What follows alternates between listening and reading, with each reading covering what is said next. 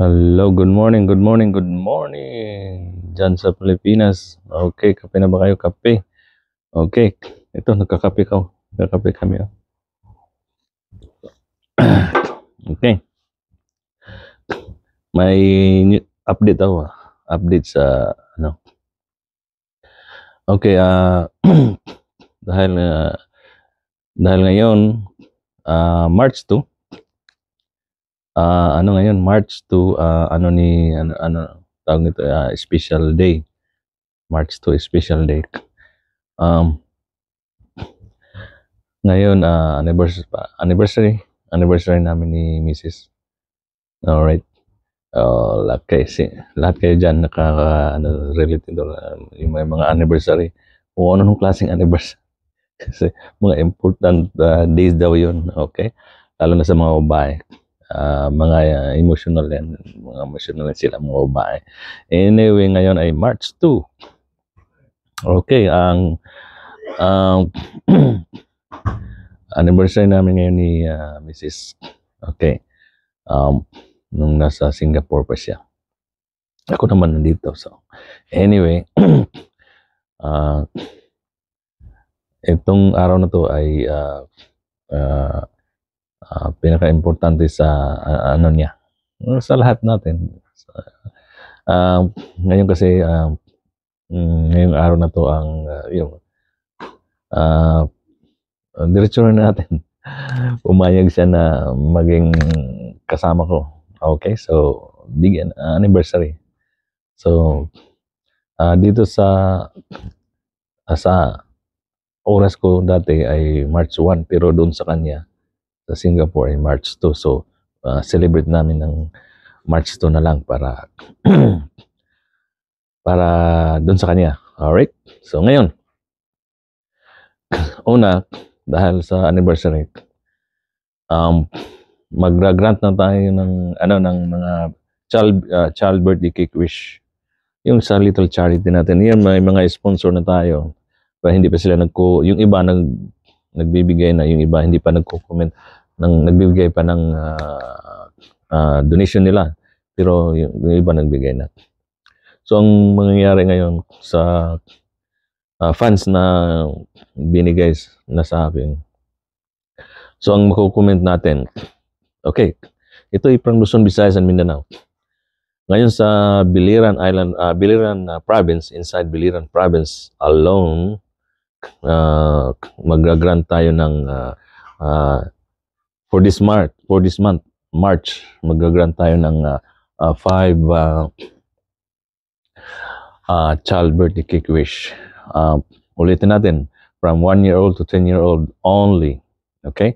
Para lang to sa mga indigent family. Indigent family means yung mga pamilya na walang kakayahan na bumili ng cake sa mga anak nila kasi mahal-mahal din yung cake.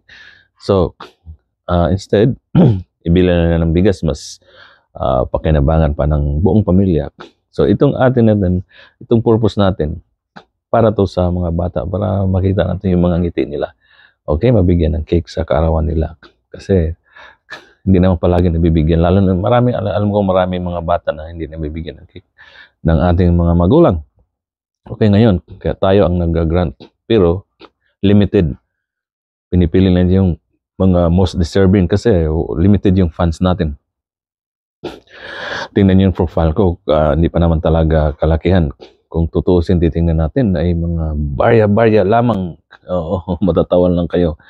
Bro, anyway, dahil sa kakahanap natin ng sponsor, kaya yun, may sponsor tayo na nagbibigay sa atin. Pero ngayon, dahil may sponsor, ang mangyayari, nagmo-monitor sila sa ating profile, Facebook profile, at saka sa Facebook natin at saka sa YouTube natin. Mo-monitor sila, pero mostly sa Facebook profile madali. So, kasi parang resibo yan eh. So, para alam nila kung saan napunta yung mga donation nila, okay? Kaya ganon yung mga nabibigyan natin ng mga grant ng mga bata o yung mga ganon. Kaya kailangan i-post nyo yung mga mag-post kayo, mag-picture kayo o short video na andun yung bata na grant, okay, pangalan ng bata at saka yung cake na nakikita katabi nila, ganon. Iyon ang katunayan na doon napunta yung pera ng mga sponsors natin, ano. So kasi baka sabi ng sponsors saan napunta yung pera nila, kaya ganon. Kasi umaasa tayo sa kanila, kaya kailangan ganon. Alright, so kayong nag-grant na ibig sabihin nun, pumayag kayo na ma-post sa social media yung mga anak niyo makikita. Kasi pag hindi kayo pumayag, let me know, o sa akin o kay Melody, yung secretary natin, na hindi kayo pumayag. So ibig sabihin, i-bypass namin, cancel natin yung grant niyo, ipupunta natin, ibigay natin sa iba. Kasi ganun lang, simple. So ngayon, i-follow yung dati hindi na ako ng mechanics eh. So pero mas maganda siguro para i-follow nyo lang yung follow and share yung Facebook natin. Alam nyo na, andyan na, kilala nyo naman ako. At saka yung may isang page akong inopen na si Kuya Archie. Andun yung picture ko. Maraming Kuya Archie doon. Pag sinerch nyo Kuya Archie, so may picture ako doon. At saka yung makikita nyo, tsaka yung dalawang picture din namin ni Mrs. Ayun yun. So okay, i-follow nyo yun. At saka yung kay Ana Cassandra, kasi si Ana Cassandra ang ating vicar dyan sa Biliran Province. So yung mga grant natin sa Biliran Province ay pipick upin nyo ang cake doon sa bahay niya. Okay, so ulitin ko, 5 sa inside Biliran Province ang mag-grant natin. Okay, nag-grant ako ng 3 doon sa Panamaw Island, Panamaw, doon kay Isla Panamaw area.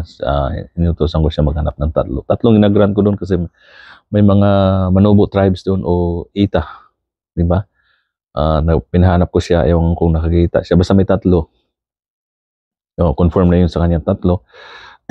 Saka maghanap pa si Melody ng 2 dyan sa inside Biliran Province na pwede lang ma-pick up ang cake doon kay Ana Cassandra. So i-follow nyo si Ana Cassandra at saka yung baker natin, kasi nagpupuyat rin yan siyempre. At saka ngayon sa Luzon, Visayas and Mindanao, sa Luzon mag-grant tayo ng 2. Okay, 2 childbirth cake wish. Sa Visayas may 5 na tayo sa inside Biliran Province. Kasi nag-grant ako mas marami sa inside Biliran Province kasi dyan ako pinanganak at lumaki. Tsaka alam ko, siyempre mga natin yan. Pero ngayon, in fairness, i-spread natin all over Philippines. So for this March alone, okay? Kasi last month, February, marami rin ako nag-grant.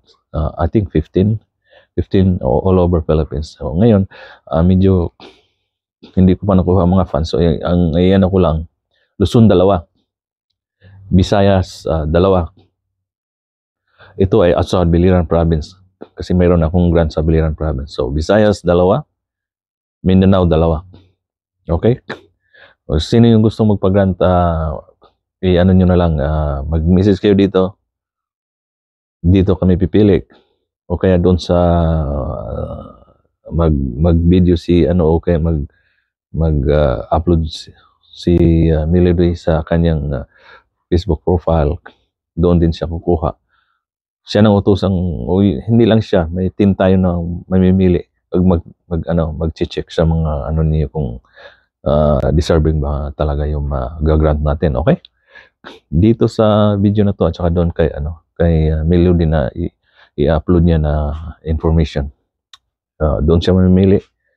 Saka kasi may mga team, hindi lang siya kasi may team din tayong iba na namimili para fair naman na Okay, so sino yung gustong magpa-grant? Okay, comment below and follow for more. And okay, and yun lang. At saka, by the way, kahapon March 1 ay ang aking coloscopy. By the way, is a successful check. May 2 polyps na nakita doon sa loob ng aking colon. Yun naman ay tinanggal kagad doon mismo sa loob at sa dadalhin sa lab for laboratory check. At saka may nakita din sa hemorrhoids, mayroong hemorrhoids. So kinuha ng liquids yata for something which is gising ako, kala ko patulogin pero gising gising ako. So, okay lang, successful. Big thanks to Mr. Al McDonald. Kasama ko sa trabaho na sinundo niya ako dito ng Uber. At saka hinatid din ng Uber. At saka nag-lunch kami after ng check-up ko. Nag-lunch kami sa Nando's Chicken, downtown Vancouver. Thank you. Thank you very much, Mr. Al.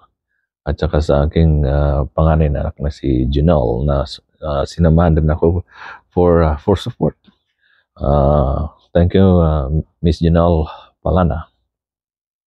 Okay, yun lang masasabi ko. Okay, my Facebook community. Okay, share nyo to and follow for more updated video. Okay, maraming salamat and yun lang, magpaalam na ako at saka pinalam ko lang to. Okay, bye-bye.